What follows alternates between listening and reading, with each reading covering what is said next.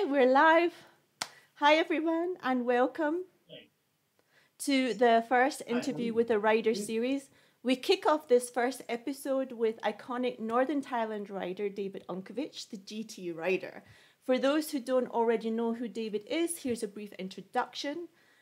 David originally hails from Australia, but is from Croatian descent. However, he has lived most of his life here in Northern Thailand, and I believe that's close to 4 decades now. Is that right, David?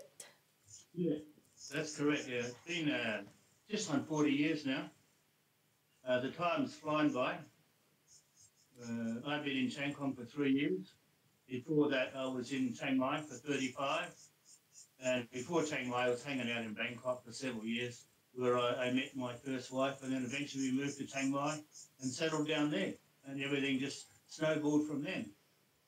So you've, what first actually drew you to Chiang Mai? Was there one sort of significant moment? Well, with the first wife, we met in Bangkok, of course, and we used to hang out on 𝗶𝗱 𝗨𝗶𝗶 for several months at a time. And then eventually we started to come to Chiang Mai. In those sort of days, Chiang Mai was sort of renowned as a place that was dangerous for drugs, and you weren't supposed to go there, and you had to go on tours and that sort of stuff, and you felt a bit nervous to go up to the north because you were advised not to do it, it's unsafe. All that was actually a load of bullshit. Okay. You could come and have fun and run around by yourself, and there was no trouble whatsoever. Once you come in the north, the people were super friendly, and they welcomed you everywhere. And there was no danger at all. You never saw anything. So how did you actually get into motorcycling in the first place? Was there anyone who actually inspired you? Well, biking's always been in my family from my father. He was a motorcyclist. He actually did a bit of speedway. He was quite good at that. And Mum and Dad were poor. When I grew up and you needed transport, you didn't get a car, you got a motorbike because it was cheaper. And that's how I started, buying a motorbike when I was young to go to work instead of catching a bus. And it just took on from then, and I fell in love with biking. And in my time, in my life, I've never actually owned a car. Okay. It's only been motorbike all the time, and I've never really had a driving license for a car. It's motorbikes only, and having a car for transport doesn't really interest me. And if you need a car for transport, go and find a girlfriend who's got a car. But when you actually first came to Thailand, you had a plan to go on to India, is that correct? And you fell in love, you did that typical thing, falling in love and hanging around, and before you knew it, India was off the list. Yeah, that's basically right. I came here, I was just backpacking like everyone else, walking around with bloody thongs on and a small bag, doing the old hippie trail sort of thing. And my goal was always, I thought I'd go to India and learn astrology and be an astrologer. Oh, really? I didn't know that. But before then, I met the girlfriend, the wife, we fell in love and had a great time, young puppy love, and travelled around together, and we developed a relationship. And by that stage, the sort of scene had gone up of going to India. And I thought, well, Thailand's a pretty good place to hang out. Yeah, sure. People are good, transport's everywhere. But when did you actually hop on the bike? How soon was it? Were you riding in Bangkok, or was it what were you actually riding at that time? No, when I was riding in Australia, then I never really got another motorbike here until we settled in Chiang Mai. And that's when in Chiang Mai, once you got here and you have a motorbike to ride around, then I bought one of the old mighty Honda Wing 125 road bikes. I think I've got a photo of that. Actually, there's a photo of you with some flooding, right? Is that the same bike or is that a different bike? No, that was the first big bike I had here. I had big bikes in Australia, yeah, sure. 500s and I see it now. 750. Yeah, that's fantastic. So what year was it that you made the permanent move from Australia to Chiang Mai? Or like via Bangkok. But when did you make that permanent move? 2000? No, so 19. Well, yeah. That's got to be, yeah, that's got to be 40 years ago, Zed, yeah, 40 years ago. That's amazing. I can't remember. I was going backwards and forwards for 3 months, and then I was going back, come to Thailand for 6 months and go back to Australia for a couple of months, and didn't enjoy Australia, then came back here for longer periods of time each time. And eventually, stayed.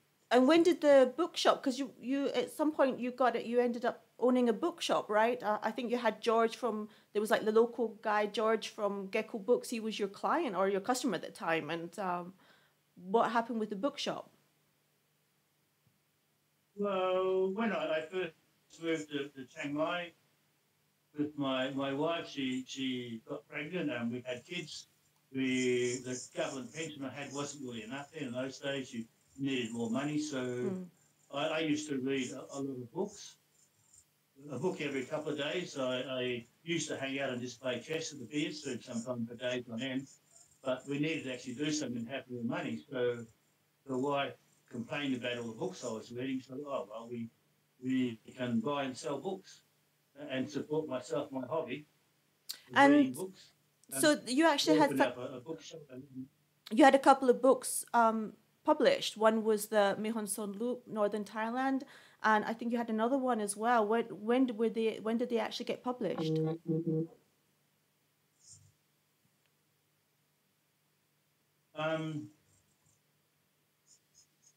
Yeah, in the bookshop, at Breakfast Cafe, I became known for the guy who was riding motorbikes everywhere and knew all the roads and the places to go. Lots of travel writers used to come and see me in the bookshop. Right. To ask information where were the new destinations or new towns and places to go. And we used to sell pieces of A4 paper with notes on it for 80 baht. Okay. And then that was expanded and that progressed to a photocopy book. You've got some notifications going through.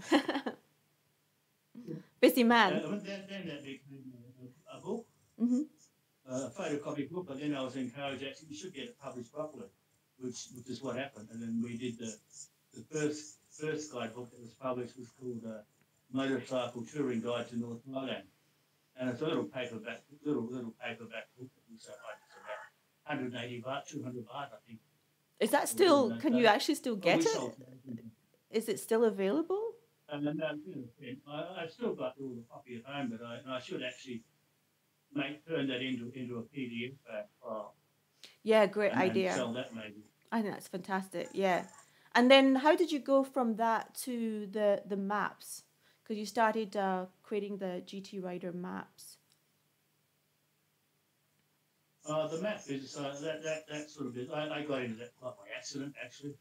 It wasn't something that I was looking to do for, but what happened when I got divorced from the first wife and I lost everything, I lost the bookshop and I ended up with 2 kids, I was really struggling. I hadn't even paid my rent for several months where I was living at the time. Oh, wow. And what happened was Richard Doring, a friend of mine who used to write through the Stefan Lucid guidebooks, he was approached by a German map company called 𝗵𝗱𝗃. And they asked him if he could draw a guide map for North Thailand. And Richard said, he could, but there was someone possibly better than him who could draw the map. And that was me, because Richard knew from my riding around, I had very precise notes. You must be. I mean, I think it's incredible. A lot of people. There's still a rider staple, even though we have GPS now. There's still like work in harmony together. Yes, but unfortunately, most people are addicted to smartphones now and Google Maps, and the younger generation, I would say people less than 40, aren't that interested in hard copy maps. They just use their phone. So do you ever use GPS on your phone, or is that like a complete no-no? No, not very often. Not very often. I may use it for navigating in town sometimes, find a pub or a restaurant or something like that. For other stuff outside of town, no, it's all in the brain here. I can Sure. Yeah, sure. know where to go. Actually, I have a question for you. I was thinking there about your first trip into Laos. When was that? Do you have a memory of that? And where did you go? Which border did you go in through? Our first trips in Laos were in 1995. We went over in January or February, I think was the first one in 95. Mm-hmm. And I've been waiting, I've been waiting for a couple of years to get in once the border was open, and I knew the contractor used to do the paperwork, and we were the first ones to go into Laos in 95, went in from 𝗶𝗱. Actually, I think I have a photo that you sent me of all you guys just back from that first ride in Laos, right? Where you're just full of bull dust, and it looked like it was a fantastic adventure. Oh, it was incredible. It was incredible. There were no mobile phones, no GPS. We had a paper miller's map for Southeast Asia because there was no map for Laos, and we just had the names of the towns you had to go to. And the next town, everyone said, "Oh, that's about 200 kilometres," and we take off in the morning, and you get there at the end of the day, and that's all we knew. It was quite an adventure. Is there one? But it was fantastic. Is there one particular trip that stands out in your mind as what the most incredible trip that you've had out of all of them? I would say certainly the trip we did to China in 95 as well. That was really something. Sure. We just lucked out with that. We went into Laos in February, I think it was, and at the time we went up the Chinese border at 410 and asked if it was possible to go across the border to China, and Laos said yes, okay. And then we asked them, can we go and check with the Chinese? And we actually rode over the Chinese checkpoint, and they said, oh yes, if you come with a visa, you come with your motorbike. Right. So I said, okay, we'll see you back here in December or November this year. And that's what happened. We come and got visas from the Chinese embassy in Chiang Mai, and we took off to go to China. And as luck had it, I don't know, on the border, the border officials, customs guys probably didn't really know what they were doing, and they actually let us in. And I guess you didn't see that many, you wouldn't have seen that many riders at that time, right? No, quite possibly we could have been the first. I don't know. There wouldn't have been very many. This is going back in November or December 1995.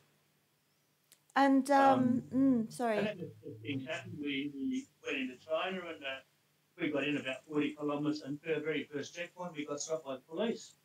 Okay. And they said, what are you doing here? We're going to Jinhong. We come to China. I said, oh, no, you can't do that. And I said, oh, yes, we can, because we've got all these customs papers that said everything's okay. I said, no, you can't. And we had this argument backwards and forwards that, yes, you can, no, you can't. And in retrospect, yes, we should have had proper insurance and Chinese licenses like they ask you now. But in those days, we were never told that at the border, and we pulled it off with the customs guys and let us in. And then the Chinese guys, the police said, no, you can't go. And they confiscated our keys and went off on that. Oh, wow. And this little checkpoint got dark, and they turned off the light, and we were left there by ourselves. And after 45 minutes an hour, we put up this. Let's go to move. We had spare keys sitting on the bike, so we put up all their up. Oh. And we put the spare keys in and started the bikes and took off. We hadn't gone more than a kilometre, all of a sudden, flashing blue lights, red lights, all the lights going, and the police were chasing after us. And they suddenly appeared, and they dragged us back to the checkpoint again. Oh, my God. And then we had another argument about what was going on. In the end, I think they fined us 1,000 baht each, the same that you paid, and they let us go. Mm-hmm. And then we just took off, and we were in China for 5 or 6 days and run out of time, and then just turned around and came back. But that was super. That was really fun to do that, pull that off. It was fantastic. And see some of those photos of the roads and the places we went to, that was incredibly rural in those days, you know. You It have was really fantastic. you have more of those photos and links like that on the GT Rider website, right? That's right. Yeah, there'll be. So actually talking. There'll be a lot of photos on the forum section there. Golden oldies. Great. You can have a look and you see first Laos trip. Lots of stuff from 30, 40 years ago. Perfect. Actually, talking of which the GT Rider website, how long has that been running for? Well, that again only started by accident. When I was living in the bookshop cafe with the ex-wife, was okay. People used to come and see me, and they'd sit and have breakfast, buy a book, have a sandwich or something like that, and we'd pick up some money for them. And once I got divorced, and then I lost the business, I lost my contact with everyone. And a mate of mine knew how to make a website, and I didn't know anything like that in those days. And so he built a Golden Triangle Rider website. That was a free site on originally GeoCities, and it just took off from that. And then people could contact me that way through the website and send an email. You've built up quite a community of GT riders as well, and you do some annual trips, monthly trips, promoting the smaller towns in northern Thailand, right? Yeah, the idea was not to make it it's a club with rules and regulations, but to try to get everyone together and just meet up in a town and do a ride. We don't set off in a caravan or a convoy. And we, once a month, or the last Wednesday of the month, we designate a small town where we will meet up for a meal and a drink. And these little towns, you wouldn't normally spend time in those towns by yourself because they're too quiet, or if you don't have the language skills, you can't communicate with anyone. All of these towns, we've had a really super fantastic experience, and the locals have loved us going there as a group. And we started off, maybe there was 10 guys going, and now regularly, once a month, we get up to 30 guys who meet up in a small town of their own accord. You can go there any way you want. You can make a 3 or 4 day trip there and just happen to be in that town that the night we're all there. Or you can get there in 1 day from Chiang Mai or anywhere in North Thailand. That's one of the beauties of North Thailand, is nothing is more than a day's ride away. It doesn't matter where you are. You can meet up anywhere in a day. I think the local community seem to be happy to have you guys around as well. Pleased to see you. Oh, it's been incredible. They really do love us, and many of them have asked us to go back again. And we have been back. We go back to some of them, you know. Some of them we go to, there's not enough rooms in hotels. They've only got 4 or 5 rooms in a hotel. We might stay in 4 or 5 hotels. And everyone's got the option. We make a list of hotels you can stay at, and you, depending on your budget, you can stay in a 2,000 baht one if there is one, or a 200 baht hotel. You please yourself. Sure. And it was fantastic. We find a nice little place for happy hour in the main street. We sit and watch everybody go by, and they joke and laugh at all the palang sitting there and think it's funny. Then we find a restaurant to go and eat at. And always, it's an awesome experience. Fabulous time. I like that you promote the smaller towns and the communities within Thailand. You've done a lot, including promoting local festivals and events. Is there any kind of event or festival that really stands out in your mind, or that you would say is a must-see when you visit? My all-time favourite festival, of course, is the 𝗵𝗃𝗃 Festival in Nan Road. That's absolutely outrageous. I've been at least 20 times. So, and I've been going there for, I'd say, 25 years now. I think I did 16 years on the clock.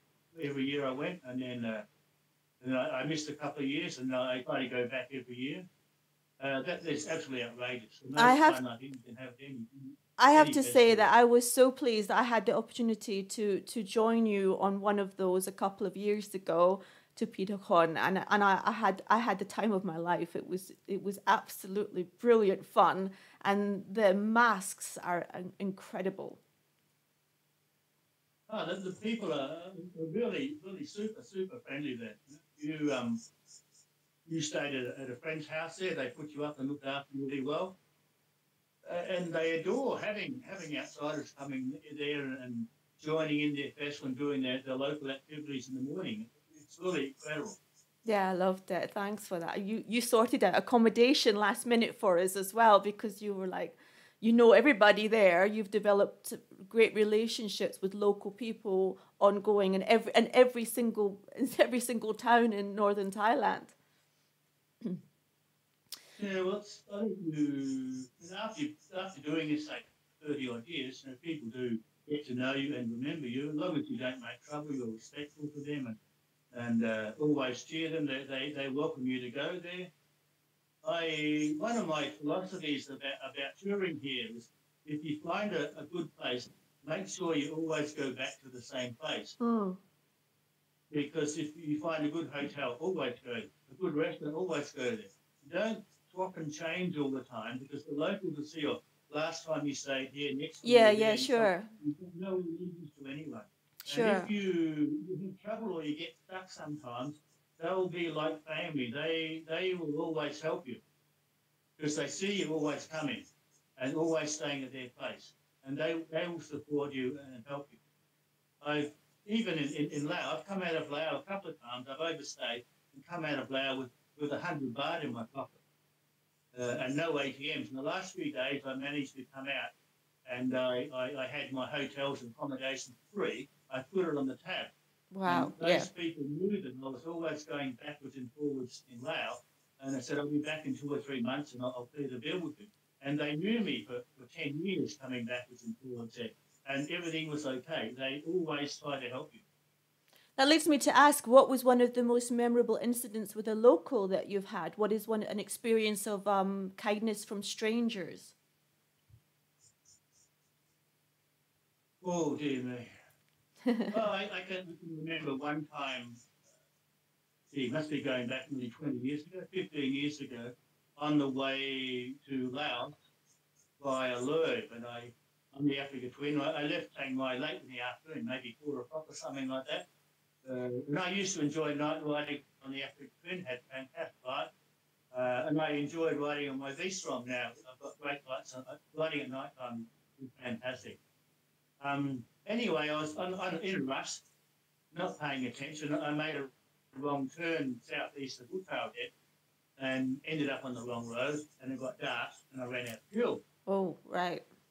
And I was in the middle of nowhere, it was raining. And when I ran out of fuel, just a couple of kilometres back down the road, I'd actually passed the house with lights. It was about 9 o'clock at night.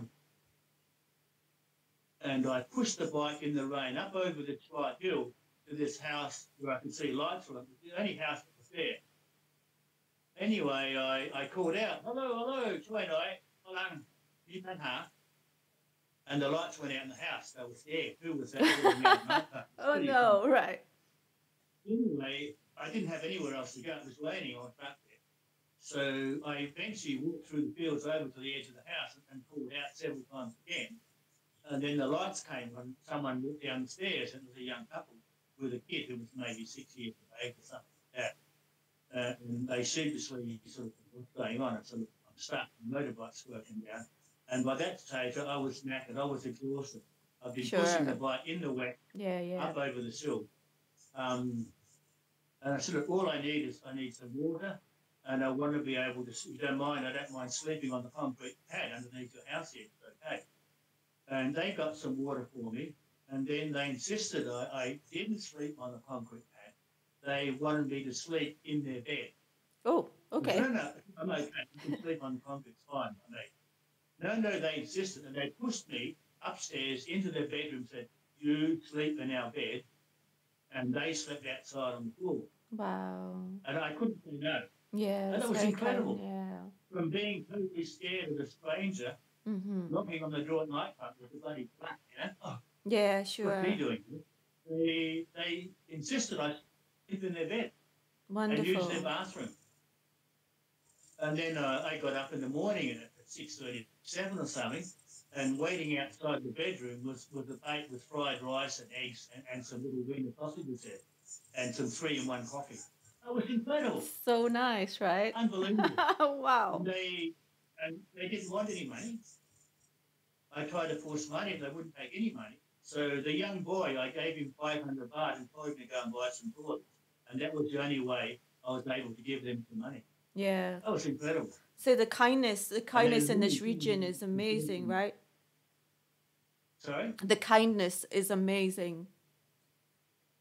Oh, it is. The people in the rural villages are very genuine, and they're more used to travellers going through and having problems, especially in Laos. If you ever have any trouble, they'll always help you. They know what it's like to travel and have problems on the way, you know? Yeah, sure. And the normal rule is, you know, the poorer the people are, the more Yeah, genuine they are, yeah. they more will help you. They'll go out of their way to help because they know what it's been like themselves when they've suffered and been stuck. So they appreciate someone helping all the time. But I want to And ask that's you, what- sorry, You know, Laos is beautiful. if you could redo a trip, like relive an entire trip again, what trip would you choose? Would it be that original one into Laos, or would it be another trip? Oh dear me, there's been so many. Yeah. Well, I think the one to China was unbelievable. Sounds incredible. Yeah. Talking of oh, sorry. When you come back from a trip like that, you're on a total high, having pulled something off like that, and afterwards, sort of life all went downhill from there. Nothing could reach that sort of peak, that plateau that you'd achieved. Compare, so yeah. quickly, and it takes a while to sort of get back up to that level again, I think, you know. What do you mean? Fantastic. Surely this interview is the highlight of everything. Oh, there's plenty of highlights. So even doing this the first time is fun, you know. Yeah. I never expected to be doing this with anyone in my life here. Can you imagine when you were a little boy that you would be in this position and having inspired so many people and set up so many things? It's hard to believe, right?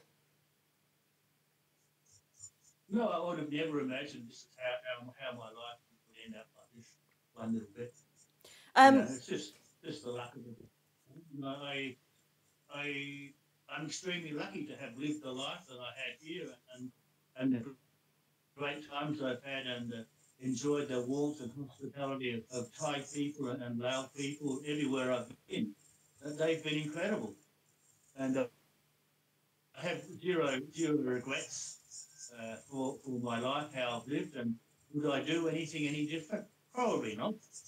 It's been an amazing roller coaster life, but it's all been incredible, you know.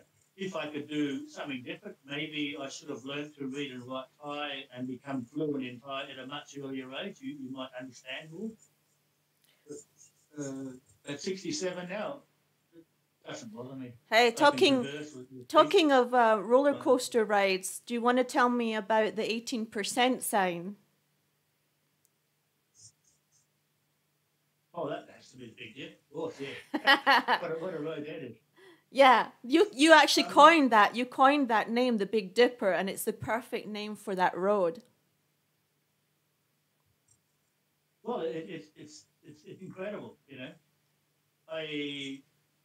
When you do that road the first time, it's quite a shock, you know. But exhilaration past doing it. It's incredibly steep, and those switchbacks are quite daunting the first time you do them.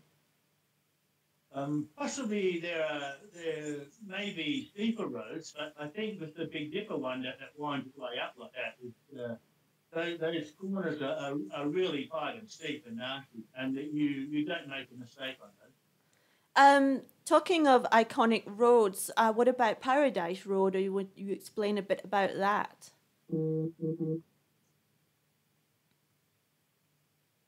Yeah, Paradise Road. Yeah, that's the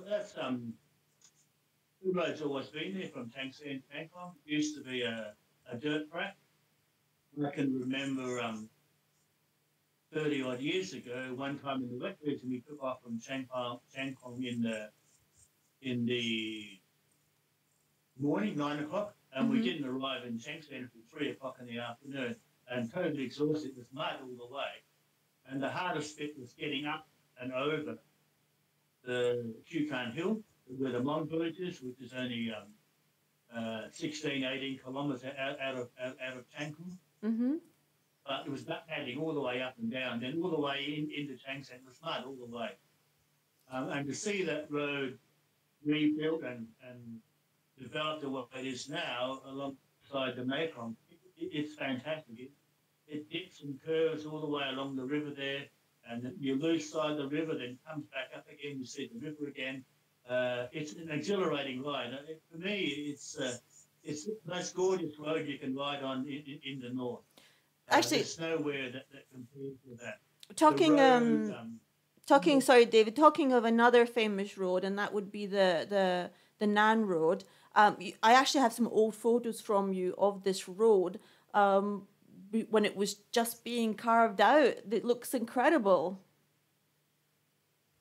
Oh, that would be the 𝗗𝗃𝗨 Road. Yeah, that's really coming now, isn't it? Yeah. I was up there just a couple of weeks ago. That's fabulous. Really is. That's fabulous. I get goosebumps when I think about that one. An amazing road up in the mountains.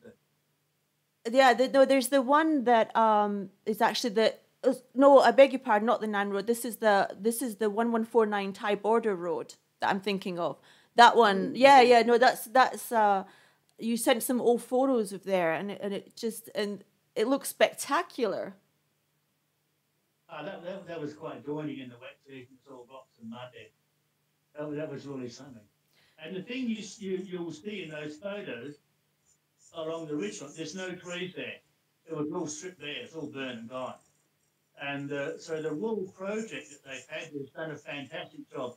That whole area has been reforested. Okay, it's coffee trees and fruit trees, but they've done a fantastic job there.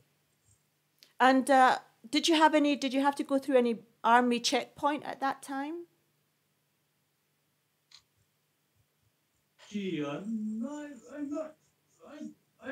not so sure in those days, because that would have been I don't really remember it. There's probably one there maybe, but I don't think there were many there, because that area then was all inhabited by a Shan area, and the Shan weren't big on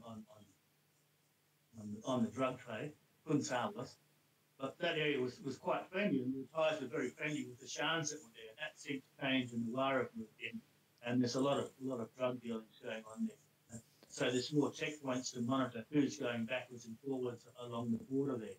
It's the major smuggling route, because the road is literally the border. One side is Thailand, one side is Myanmar, and it's quite incredible. You do actually have some other photos titled Nan Road they're old photos that look incredible as well. I think you've got so many photos that it must be so hard to go through them all and document them. Again, we can look forward to looking at them on the GT Rider forum, right? Yeah, certainly. There's plenty there on the Golden Oldie section. There's hundreds of them, you know. It's been a fantastic time. Everything just looks incredible. I can't even, it's changed a lot even for me, and I've been here 15 years this year, and I see changes, and I can't even imagine what it would have been like back then. Amazing. Talking of going back to GT Rider for a second, you also have the memorial ride, right? Can you tell me about the memorial ride? Yeah, sure. We have an annual GT Rider Mae Ong Song Memorial Ride that goes to Mae Ong Song, usually the first or second weekend of November, in honour of departed riding buddies. It's been going, this will be the 13th year we've done that. Originally started as a little bit of a joke, just for fun. We had two mates from Phuket who used to come up every year and have a great time here. We used to ride with them and drink with them and just carry on. And had outrageous time with them. One of the guys got a tumour and died very suddenly. Mm-hmm. And then just on a year later, his mate from Phuket was thinking about coming up for his annual ride, but his TJ wasn't there. He died. Right. And he thought, gee, I miss that guy. And would you guys come to Mayong Song with me in memory of him? And because that was the best ride I ever did. I want to have a great time with a few buddies again. So we agreed, yes, we'll come over to Mayong Song. We didn't have a party and have a bit of fun. Anyway, so maybe 6 weeks before the ride, the other guy from Phuket, Simon, he was killed in a hit-and-run accident. And we were shocked. Oh, bloody hell, that guy's gone too.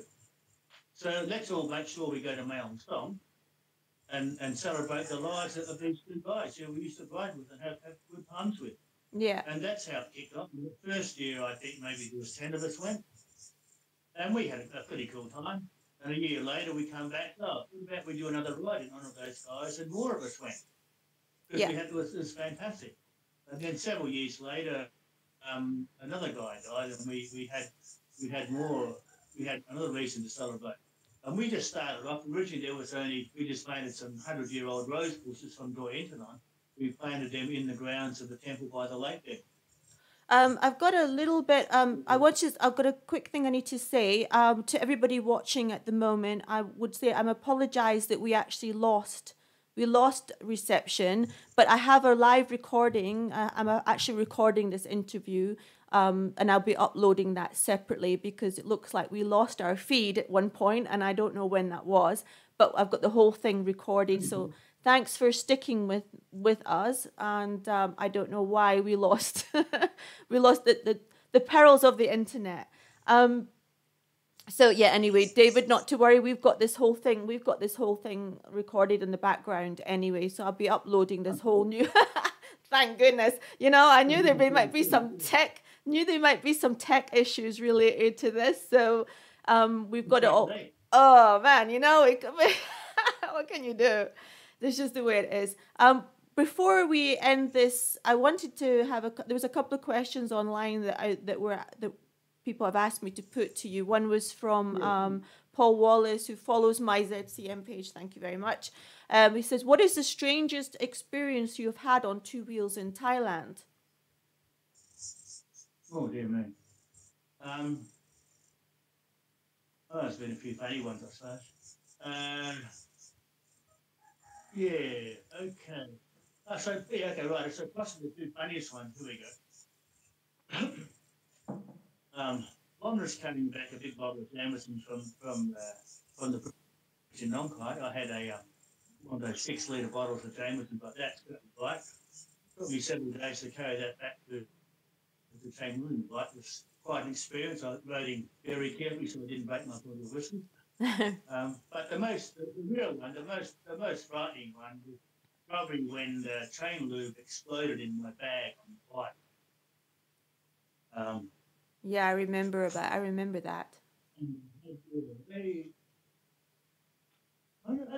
Maybe that was when I had that big bottle of Jameson in the bike. I can't remember. I had too much luggage in the bike coming back from Laos. I either had some extra Jameson's bike, and I had to repack my luggage somehow. So I had a couple of cans of chain lube that I'd taken with me on the trip. Two half-used cans. I'll use them on the trip to lube the chains. So as I was coming back, and they had to repack that, and it was I repacked it in a bag that's right on the tail of the bike.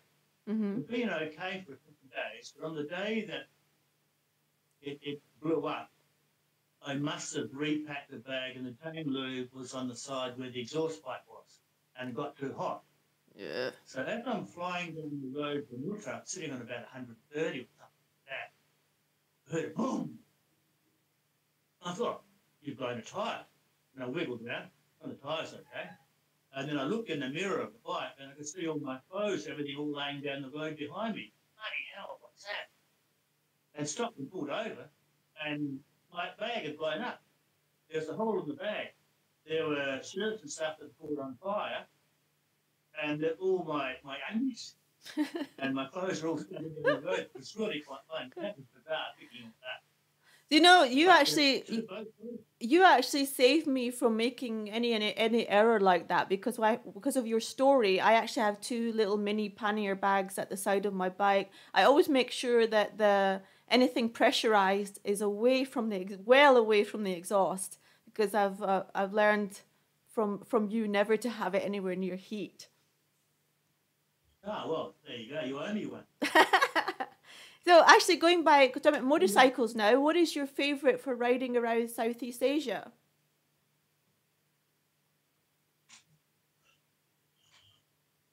Southeast Asia, well, certainly, you know, Highway 13 in Laos, or the Lumbang Road. This is fantastic. What's your favorite motorcycle? Motorbike, yeah, sure. Oh, no, that has to be the Africa Twin. That's a winner, hands down, every time. That's the question from John Blackie. I had that for 15 years, and I did 320,000 kilometres on the bike. And I really didn't want to sell it, but in the end, it was requiring constant care with the kilometres I'd done. But also at the time, the fuel economy wasn't great, and it was costing too much money for petrol. I was riding hard, probably about 12 kilometres a litre, and maybe up to 19 when it was okay. Slowly. So it was quite fuel hungry. But I remember one trip especially, I went over to Nan for the night, and I left early, and I got into Nan in the dark. And the next day I left early, got back into Chiang Mai in the dark. But I did several tanks of fuel on that trip, and my fuel bill for that trip was about 1,500 baht. 1,500 was more. Right. No, it was a couple of thousand baht for that trip to Nan. Maybe it was only 3,000 baht for fuel. Okay. Because in those days, it was costing about 700-800 baht a tank of fuel. So I used to tanks there. Yeah, expensive. 3,000 baht costing fuel. And that was, my house rent was only 5,000 baht.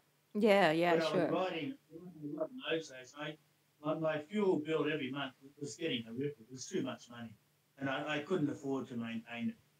So the Africa Twin had to go, and then I bought the 𝗶𝗱, which is quite reliable. I did 100,000 kilometres on the 𝗶𝗱, and then the 𝗶𝗱 came, and then the 𝗶𝗱 was the winner, absolutely. Actually, the I've got another question, and this one comes from Keith Sharp. He actually wants to know what was your funniest riding moment in your travels that you've ever had. Oh no, beg your pardon, that's the wrong question. That was from John. This one, if you could go back in time and change one thing, what would it be and why? Oh, change one thing.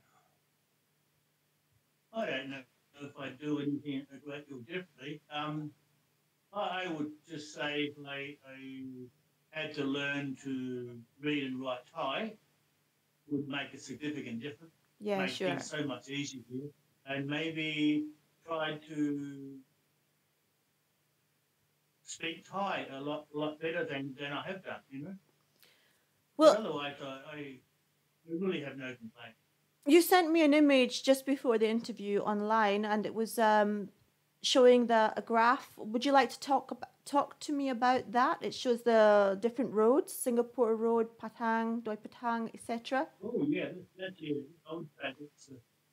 that's the most amazing sort of ride you can do in the north there. Absolutely. That's the one I call the Great Roller Coaster Road. Right. The Great Roller Coaster Route and Ride. And you go up and down these mountains. There's 5 of them you do in a day. Mm-hmm. And there's really nothing like that you can put together like that in North Highland. And they're all either out of Chiang Kong or out of Perth. And that's Singapore Road, Doi Patang, 𝗚liche𝗶𝗨, the Big Dipper, and the Lao Road. There's 5 of them. You go up and all of them. And they're real all roller coasters. Steep, and they have to be generating fast. So actually adding on to that, and to sort of wind up the interview, which has been fantastic, is what really is the what really has been the top roads that what should be the must ride roads, like the top I don't know, top 5 must ride, or top 4 must ride roads? Well, I don't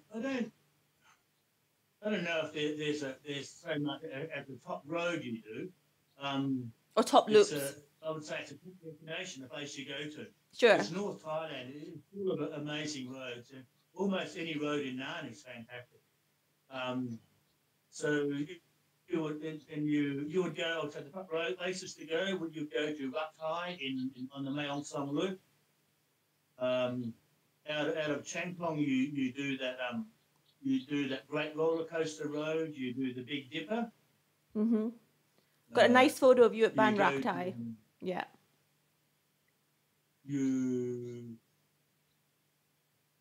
And other two, you go to the Khun Thas, two old camps, you know. One's at Doi Lang out of Mae Ai, and the other camp is in Hilltribe. And I really believe you can't say you've ridden North Thailand unless you've done that one. Those two places, they're really fantastic and special.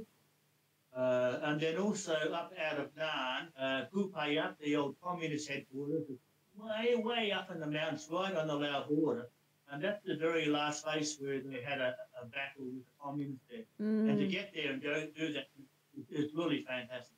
That's a proper adventure as well. I would say that out of all of those that you've suggested, that the Big Dipper one is actually the shortest of them all, but it's still worth doing, even if you have to look back on yourself. It's such a short ride, but it's fantastic. Oh, it's amazing. You go up and down over that mountain there. What is it? It's 18 kilometers or something like that. Yeah. It's not very far. Not far, and it catches you. And do it the other way. Yeah. It's fantastic. I know there's a really tight switchback there, and then suddenly once you're up over the top, you have a panoramic viewpoint, and then you see the road coming up beyond as well, and it's just incredible. Yeah, that's incredible. If you do it the very first time you do it, you probably should do it going from west to east. Go from 10:20 across to 11:55. Right. You go down the switchbacks. And you hit one dip. That first dip you hit is only 16%. It goes up over that hill, and then wow, right down the bottom. Yeah. Fantastic. The second one is 18%. But the second dip, 18%, you can see it clearly, so you can have a crack at and carry some speed up and down. And when it hits the bottom, you go straight up again. That's incredible feeling, really super. Yeah. So I've got one last question, and it's from John again, John 𝗶𝗱, and he says, why did you? John.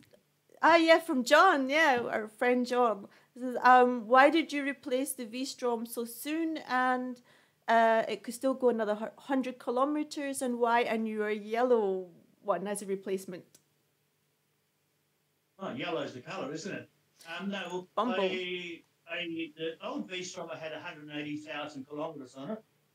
My intention was to take it out to 200,000 and sell it. But as it got older, it needed more maintenance, and little bits and pieces started to wear out on it and needed fixing up. And for me, from Chiang Mai to Chiang Rai, it's a 100-kilometre trip to the bike shop. Sometimes I had the parts, sometimes I didn't. Sometimes the mechanic wasn't available. He'd say it was done today, then it'd be 2 days or 3 days. And in the end, I got tired of hanging out in Chiang Rai to fix the bike. It was costing money and time. If I was living in Chiang Mai, you could get all that done in a day in a bike shop, and you wouldn't need to rent a hotel room. So in the end, I thought, I'm thinking about the downtime is too great, and I said, okay, I'll just go and get another bike. Yeah, fair enough. But you love the bike. Was no good, and it was breaking down. That's not true at all. Sure. You know. Yeah. Well, look, Dave. Still really fantastic. I'm going to say that again. Apologies to anyone who tuned in and we dropped out. Not to worry, because I have recorded the entire interview in a better quality anyway, and that will be uploaded with additional links and links to where you can go to view the old photographs and David's website and multiple other things. this is my moment to say goodbye to David. Thank you so much for being my guinea pig in this experiment. And I want to say to everybody, many thanks for tuning in, and thank you, David, and please hit that subscribe, because actually this stuff takes work.